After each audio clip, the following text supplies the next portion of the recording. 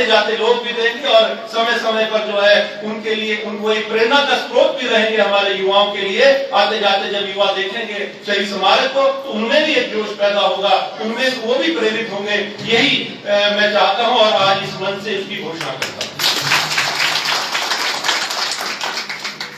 इसके अलावा मांग पत्र कैप्टन करम देव जी जो है, तो हमेशा जब भी मिलते हैं या फोन करते हैं तो उनको यही चिंता रहती है कि मैं अपने एक्स सर्विसमैन लीग के लिए क्या करूं।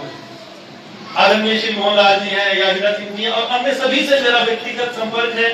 और सभी यही चाहते हैं कि यहाँ पर एक ऐसा स्थान विकसित हो। और जैसा कि आपने मांग रखी है कि आपको इस पे ऊपर की मंजिल के लिए जो है आपको धन की आवश्यकता है। आज मैं ये जरूर कहना चाहूंगा कि खाली हाथ मैं नहीं आपको देकर जाऊंगा, यहाँ कुछ ना कुछ रकम देके जाऊंगा, लेकिन आज हिमाचल प्रदेश एक बड़े कठिन दौर से गुजरा। जो एक प्राकृतिक आपदा आई उससे पूरा हिमाचल त्रस्त है और जो हमारा फोकस था, माननीय मुख्यमंत्री जी ठाकुर सुखविंदर सिंह सुक्खू जी का जो एक सपना था कि हिमाचल प्रदेश को अपने पैरों पे खड़ा करना है, आत्मनिर्भर बनाना है, स्वावलंबी बनाना है, ऐसी आर्थिक योजनाएं जो उन्होंने शुरू की थी उस पर हमारा फोकस था, सरकार का फोकस था। लेकिन जिस तरह की आपदा आई, अचानक आई, उससे हमारा फोकस आज हिमाचल प्रदेश के पुनर्निर्माण पर हो गया, रेस्टोरेशन वर्क पे हो गया है, जिसकी वजह से थोड़ा सा हमारा विकास कार्यों में देरी हुई। लेकिन हम रुकेंगे नहीं, हम इन चुनौतियों का सामना करते हुए आगे बढ़ेंगे, यही हमारा संकल्प है और इसीलिए आपने हमें चुना है। मैं आप सभी का धन्यवाद भी करना चाहूंगा इस मंच के माध्यम से कि चुनाव में, विधानसभा के चुनाव में आपके आशीर्वाद से, आपके सहयोग से मुझे विधानसभा में जाने का मौका मिला। माननीय मुख्यमंत्री जी ने मुझे चीफ पार्लियामेंट सेक्रेटरी के रूप में महत्वपूर्ण जिम्मेवारी दी और न सिर्फ चीफ पार्लियामेंट सेक्रेटरी बनाया बल्कि अपने बहुत महत्वपूर्ण विभाग दिए और अपने मुख्यमंत्री कार्यालय के साथ मुझे अटैच किया। इसके लिए मैं दिल की गहराइयों से आपका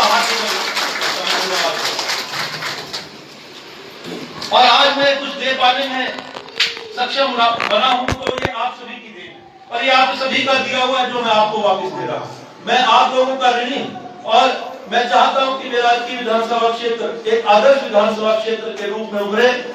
अभी जिक्र किया कैप्टन करम देव जी ने कि हॉस्पिटल में डॉक्टर की नियुक्तियां हुई,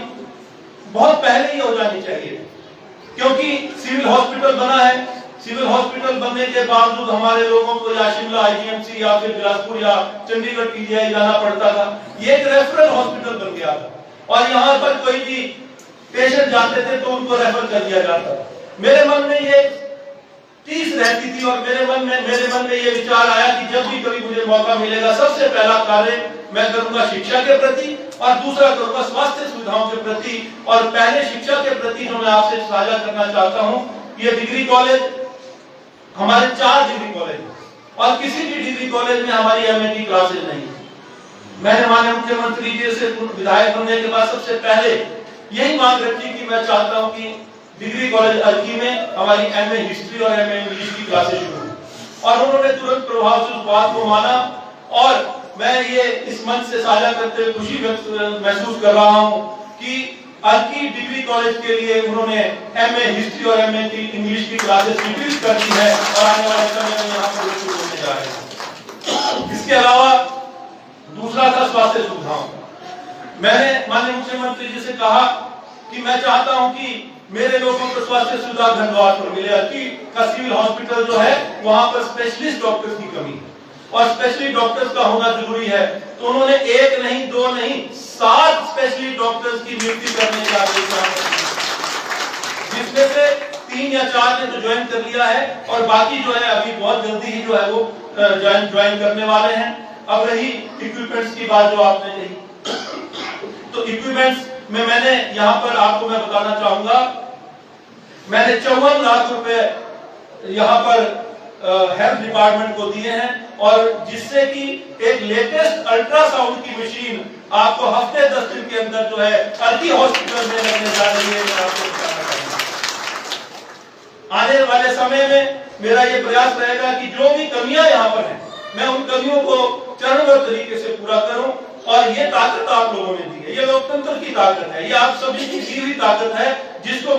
मुझे सदुपयोग करना है। और मैं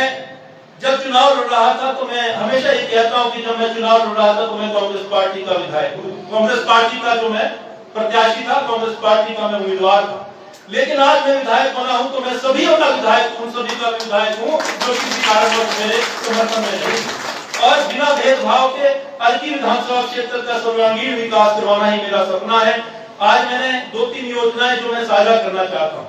आपसे, आपको ये बताना चाहता हूं कि मेरा क्या विजन है और मैंने अभी तक इन 8-9 महीनों में मैंने क्या किया है आपके लिए। मेरी जवाबदेही आप लोगों के प्रति आपने मुझे चुना है, तो ये मंच है, इस माध्यम से माफी चाहूंगा, थोड़ा समय 5 मिनट एक्स्ट्रा ले लूंगा, लेकिन ये जानना आप लोगों का हक है, आप लोगों का अधिकार है कि आपने जो प्रतिनिधि चुना है उसने अभी तक क्या किया। ये 2-3 बातें तो मैंने की जो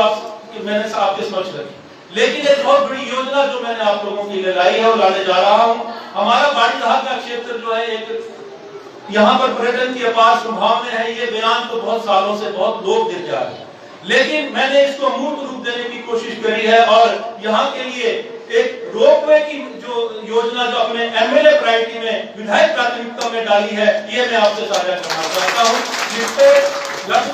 लगभग जो है 150 से 200 करोड़ रुपए खर्च आएगा। उसकी डीपीआर बननी शुरू हो गई है और आने वाले समय में बहुत जल्दी ही जो है उस पर कार्य शुरू होने जा रहा है, और ताकि यहाँ से पर्यटन की दृष्टि से हमारा ये क्षेत्र विकसित होगा।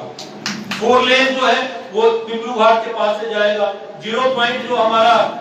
जहां से रोपवे शुरू होगा वो स्वावा गांव है, पिपलू घाट से 500 मीटर की दूरी पे, वहां से वो रोपवे शुरू होगा। और इसके अलावा 103 बीघा की जमीन मैं बधाई देना चाहूंगा एसडीएम वर्की को भी, कि जब मैंने इनसे कहा कि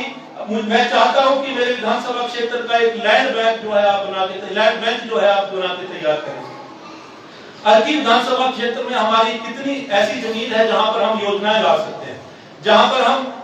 नई योजनाएं जो है वहां पर विकसित कर सकते हैं। तो इन्होंने सबसे पहला काम एसडीएम का जो यहाँ पर इन्होंने ज्वाइन किया, तो सबसे पहला काम किया लैंड बैंक बनाने का, और उसमें ये पाया कि 103 बीघा जमीन जो है बाड़ीधार में हमारी सरकार की वो मौजूद है, जिसमें कि हम आने वाले समय में पर्यटन का एक बहुत बड़ा जो है एक प्रोजेक्ट हम लाने जा रहे हैं, ये मैं आपको बताना चाहता हूं। और वो 103 बीघा फॉरेस्ट की लैंड नहीं है जिसमें एनओसी लेनी पड़ेगी, वो रेवेन्यू डिपार्टमेंट की जो है वो जगह है, वो सरकार की जगह है, जिसमें कोई भी प्रोजेक्ट आएगा और तुरंत प्रभाव से शुरू होगा। तो इसके लिए मैं एसडीएम वर्की को भी धन्यवाद करना चाहता हूं। इसके अलावा हम माननीय मुख्यमंत्री जी ने ये चाहा है कि हर विधानसभा क्षेत्र में शिक्षा में गुणवत्ता है, और उसके लिए उन्होंने डे बोर्डिंग स्कूल जो है हर विधानसभा क्षेत्र में देने का जो वादा किया, उसके लिए बजट का भी प्रावधान किया। मैं ये आपसे बताना चाहता हूं कि जराना पंचायत की प्रधान यहाँ बैठी है, अर्की से